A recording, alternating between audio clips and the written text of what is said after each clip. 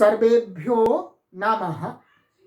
देववाणी संस्कृतम ई गुरुकुलम में आप सभी पाठक महानुभावों का हार्दिक अभिनंदन है। मित्रों, संस्कृत शिक्षण की आज हम लाइव कक्षा संख्या 139 पढ़ने जा रहे हैं। आइए, गत कक्षा में हमने संस्कृत शिक्षा भाग 5 का 11वां अभ्यास पढ़ा था। आज हम संस्कृत शिक्षा भाग 5 का 12वां अभ्यास पढ़ेंगे। सर्वप्रथम देखिएगा शब्दावली। वैश्यः, वैश्य, वैश्य माने जो व्यापार आदि का कार्य करते हैं। कृषि, खेती। गोरक्षा, गाय की रक्षा, टू प्रोटेक्ट काउ, ठीक है। वाणिज्यम, व्यापार, ट्रेड। ऋणम, कर्ज। कुसीदम, सूद, सूद अर्थात ऋण, ब्याज। पयस माने दूध अथवा जल, दोनों अर्थ है इसके।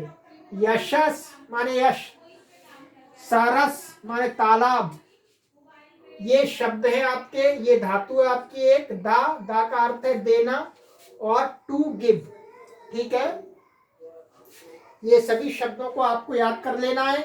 वैश्य के रूप चलेंगे आपके राम के समान, कृषि के हरि के समान चलेंगे, और गोरक्षा के चलेंगे आपके रमा के समान, गृहम वाणिज्यम के गृहम के समान, ऋणम कुसीदम के आपके रूप चलेंगे गृहम के समान, और पयस, यशस, सरस इनके रूप आज आपको स्मरण कराए जाएंगे।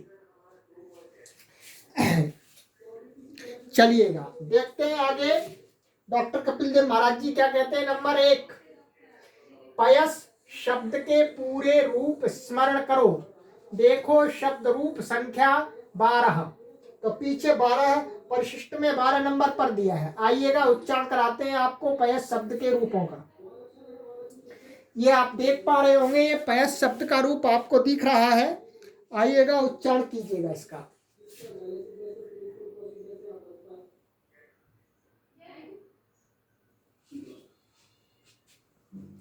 पयस लिखा है, ये दूध इसका अर्थ अथवा जल भी है, और असंत है, नपुंसक लिंग है। तो आइएगा बोलिएगा। पयः, पयसी, पयांसी। पयः, पयसी, पयांसी। पयसा, पयोभ्याम, पयोभिः। पयसे, पयोभ्याम, पयोभ्यः। पयसाः, पयोभ्याम, पयोभ्यः। पयसाः, पयसोः, पयसाम। पयसि, पयसोः, पयसु अथवा पयस्सु। तो एक बार विसर्ग रहेगा, एक बार इसको विसर्ग को सा हो जाएगा, डबल सा हो जाएंगे, एक बार दो रूप बनेंगे, ठीक है। हे पयः, हे पयसी, हे पयांसी, ठीक है। ये पयस शब्द के मैंने आपको 7 विभक्तियों में रूप या 8 विभक्तियों में रूप याद करा दिए, ठीक है। अब इसी के समान आपके जो दूसरे शब्द हैं, सरस है, उन शब्दों के रूप चलेंगे, ठीक है। वहां पया है अथवा सरस लग जाएगा तो सरह, सरसी, सरांसी ऐसे बन जाएगा। उसको आप एक बार नोटबुक पर लिखिएगा, ठीक है, सरस का और यशस का। अब आइएगा दा धातु के 5 लकारों के रूप स्मरण करो। चलिएगा इनका भी हम करा देते हैं 5 लकारों का। दा धातु का भी रूप आप याद कर लीजिएगा, ये बहुत कार्य आएगा आपको। तो केवल परस्मय पद करना है आपको, इधर का नहीं करना है। ये दोनों उभयपदी है, तो हमें अभी परस्मय पद करना है, ठीक है। चलिए, ये आपको दिख रहा होगा परस्मय पदम, लट लकार, दाकार देना, ददाति, दत्तः, दादाति, दादासी, दत्थः, दत्था, ददामि, दद्वः, दद्मः, लोट लकार, ददातु, दत्ताम, दादातु, देहि, दत्तम, दत्ता, ददामि, ददाव, ददामा। ठीक है, ये लोट लकार हुआ। अब आ जाइएगा लंग लकार। आदादात, आदत्ताम, आदादुहु, आदादाह, आदत्तम, आदत्ता, आददाम, आदद्वा, आदद्मा। ठीक है, विधिलिंग लकार, विधिलिंग, दद्यात, दद्याताम, दद्युः, दद्याः, दद्यातम, दद्याता, दद्याम, दद्याव, दद्यामा। ठीक है, चलिएगा अब आ जाइएगा लिट लकार में।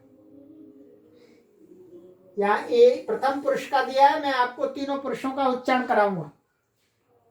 लिट लकार, दास्यति, दास्यतः, दास्यन्ति, दास्यसि, दास्यथः, दास्यथ, दास्यामि, दास्यावः, दास्यामः।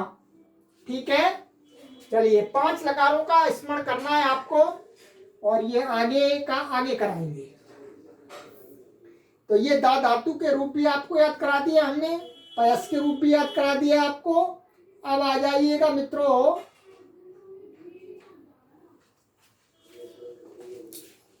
नियम। नियम देखते हैं। नियम आपका 23। चतुर्थी विभक्ति और कहाँ होती है? कहते हैं जिस प्रयोजन के लिए जो वस्तु या क्रिया होती है उसमें चतुर्थी होती है। माने जो प्रयोजन है उस प्रयोजन को सिद्ध करने के लिए जो भी क्रिया करते हैं अथवा जो भी पदार्थ होता है, हम पदार्थ व्यवहार में लाते हैं, तो उसमें क्या हो जाती है? चतुर्थी विभक्ति हो जाती है। जैसे उदाहरण में देखेंगे आप, मोक्षाय हारिम भजति। क्या है कि जो वस्तु अथवा क्रिया होती है प्रयोजन के लिए, ठीक है, तो क्या है उसमें चतुर्थी होती है। तो मोक्षाय हरिम भजति, हरि का भजन कर रहा है। प्रयोजन क्या है हरि के भजन का? हरि के भजन का प्रयोजन है मोक्ष, मुक्ति प्राप्त कर लेना। तो यहाँ पर क्या है, मुक्ति को कहने वाला क्या है? मोक्ष शब्द है। तो मोक्ष में कौन सी विभक्ति हो गई? चतुर्थी। मोक्ष के लिए हरि को भजता है। शिशु दुग्धाय क्रंदति, माने जो बालक है दूध के लिए रोता है। तो शिशु दूध के लिए रोता है, अर्थात शिशु दुग्धाय क्रंदति। तो क्रंदन क्रिया का प्रयोजन क्या है? क्या प्रयोजन है? दूध प्राप्त करना। तो दूध दुग्ध में चतुर्थी हो गई। राइट, सरल है, ये पहले भी आ चुका है। अब कथा प्रत्यय के बारे में हमने आपको कल की कक्षा में भी बताया था, और थोड़ा सा और उसमें विस्तार से आज बता रहे हैं। ठीक है, हमने आपको कल बताया था कि जो कथा प्रत्यय है वो किसमें होता है? कर्मवाच्य में या भाववाच्य में होता है। ठीक है, और जब कर्मवाच्य में होता है तो कर्ता में तृतीया होती है, कर्म में प्रथमा होती है, और कथा प्रत्यांत जो क्रियावाची शब्द है उसका लिंग, विभक्ति और वचन ये कर्म के अनुसार होता है। और भाववाच्य में जब कथा प्रत्यय होता है तो कर्ता में तृतीया विभक्ति होती है और जो क्त प्रत्यंत शब्द है उसमें नपुंसक लिंग एक वचन होता है, यही आपको बताया था। अब थोड़ा सा और उसमें कहीं कुछ परिवर्तन है, वो देखिएगा। क्त प्रत्यय जाना, चलना, अर्थ की धातुओं और अकर्मक धातुओं से क्त प्रत्यय होने पर कर्ता में प्रथमा और कर्म में द्वितीया होती है।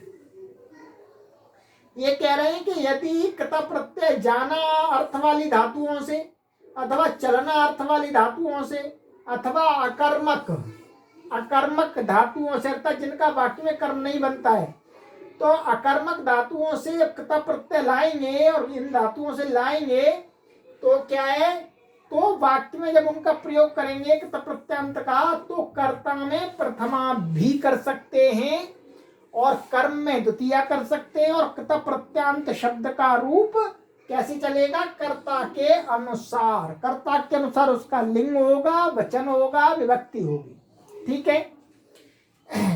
जैसे सा गृहं गतः, वह घर गया, तो ये क्त प्रत्यांत है और ये इसका कर्ता है, कर्ता में प्रथमा कर दी, कर्म में द्वितीया कर दी और कर्ता के अनुसार इसका वचन, लिंग और विभक्ति कर दी। प्रथमा विभक्ति है, प्रथमा विभक्ति, एक वचन है, एक वचन, और ये पुल्लिंग है, पुल्लिंग कर दिया। ठीक है, और कर्म में द्वितीया कर दी। और इसको जब हम कर्म वाच्य में बनाएंगे तो क्या हो जाएगी, यहाँ तृतीया हो जाएगी, यहाँ प्रथमा होगी और इसका यहाँ इसके अनुसार चलेगा गृहम, तब क्या बनेगा, इसको हम कर्म वाच्य में भी बना सकते हैं। कर्म वाच्य में इसका क्या बनेगा, तेन गृहम गतम, क्योंकि इसके अनुसार इसका वो सब कुछ होगा और कर्ता में तृतीया होगी। तो इसका अर्थात क्त प्रत्यांत का इस प्रकार की धातुओं से कर्तृवाच्य में भी बनता है, भाववाच्य में भी बनता है, कर्म वाच्य में भी बनता है, तीनों वाच्यों में बन जाता है। चलिएगा, आइएगा अब देखिएगा। सा विद्यालयं प्राप्तः, वह विद्यालय को प्राप्त माने हुआ, माने पहुंचा, तो यहाँ पर भी ये कतक प्रत्यांत के साथ कर्ता में प्रथमा आ गई। स आगतः, वह आया, तो यहाँ पर भी आ गई। ठीक है, यहाँ ये आगता माने अकर्मक रूप में प्राप्त किया, अकर्मक। स सुप्तः, वह सोया, ये भी अकर्मक है। श्वाह्यः मृतः माने कुत्ता, श्वा का अर्थ है कुत्ता, कुत्ता कल, मृतः माने मरा, तो ये भी अकर्मक धातु है, तो यहाँ पर कर्ता में प्रथमा आ गई श्वा में। ठीक है, तो अब देखिएगा, अब ये क्त प्रत्यांत के कुछ विशेष जो अधिक प्रयोग होने वाले कुछ क्रियापद हैं उनको देख लीजिएगा, इनका अधिक प्रयोग होता है, इनका ये बनेगा। सूचना, क्त प्रत्यांत प्रत्यय से बने कुछ प्रसिद्ध रूप ये हैं। अस धातु से भूता बनता है, आप से आपता, क्रीड से क्रीडता, दासे दत्ता, दृश्य दृष्टा, ये पुल्लिंग में दे दिया है। नपुंसक लिंग में बनाएंगे तो भूतम, आप्तम, क्रीडितम, दत्तम, दृष्टम, और स्त्रीलिंग में बनाएंगे तो भूता, आपता, क्रीडिता, दत्ता, दृष्टा, रमा के समान बन जाएंगे। ठीक है, सरल है। पासे पीता, प्रच्छ से पृष्टा, ब्रू से उक्ता, भक्ष से भक्षिता और शु से श्रुता। तो इनको आप स्मरण कर लीजिएगा, अपनी नोटबुक पर एक बार लिख लीजिएगा, याद हो जाएंगे। अब आ जाइएगा, इन वाक्यों को ध्यान से पढ़ो, ये कुछ वाक्य हैं, इनको ध्यान से पढ़ना है आपको। आइए। वैश्याः कृषिं वाणिज्यं च कुर्वन्ति, जो वैश्य लोग होते हैं वो क्या करते हैं, कृषि को और वाणिज्य को, व्यापार को करते हैं। गोरक्षा सर्वेषां कर्तव्यम अस्ति, गौ की रक्षा करना सभी मनुष्य का कर्तव्य है। वैश्याः कुसीदेन ऋणं ददति, जो बढ़िया होते हैं, वैश्य लोग होते हैं, वो कुसीद माने ब्याज, ब्याज से ऋण को देते हैं, माने कर्जा देते हैं। पयाः पीबा माने पानी को पियो अथवा दूध को पियो, कुछ भी हो सकता है इसका अर्थ। यशाः इच्छा, यश को चाहो। सरसि स्नानम कुरु माने तालाब में स्नान करो। निर्धनाय धनम देहि, निर्धन के लिए धन दो। मूर्खाय उपदेशम न दत्ता, मूर्ख के लिए उपदेश मत दो। ठीक है, चलिए अब आ जाइएगा, ये तो आपको मैंने बता दिया। ठीक है, अब ये पै शब्द के रूप लिखने हैं आपको। यहाँ पर जो लिखा हुआ है प्रथमा, द्वितीय, तृतीय, चतुर्थी, षष्ठी, सप्तमी, और आगे आपको कुछ अनुवाद दिए जा रहे हैं हिंदी के, उनको संस्कृत बनानी है। ठीक है, ये जो प्रत्येक अभ्यास में दिया जाता है आपको, ये लीजिएगा। ठीक है, ये और ये कुछ प्रश्न है, उनका संस्कृत में आपको उत्तर देना है, दीजिएगा, आराम से दे सकते हैं। और दा धातु के लोट और लंग के रूप लिखने हैं, या लोट के लिखने हैं या लंग के लिखने हैं। ठीक है, तो ये आपका 12वां अभ्यास कंप्लीट हुआ। आगे की कक्षा में आपको पढ़ाया जाएगा 13वां अभ्यास। तैयार रहिएगा, निरंतर अभ्यास करते रहिएगा। आपकी सेवा में हम हमेशा लगे हुए हैं, तत्पर हैं। आप संस्कृत माता को बहुत परिश्रम और श्रद्धा और निष्ठा से पढ़ रहे हैं। आपकी श्रद्धा, निष्ठा और परिश्रम को हम नमन करते हैं। इसी प्रकार से पढ़ते रहिए, आपको संस्कृत का विद्वान और विदुषी बनना है। चलिए, अस्तु सर्वेभ्यो नमः।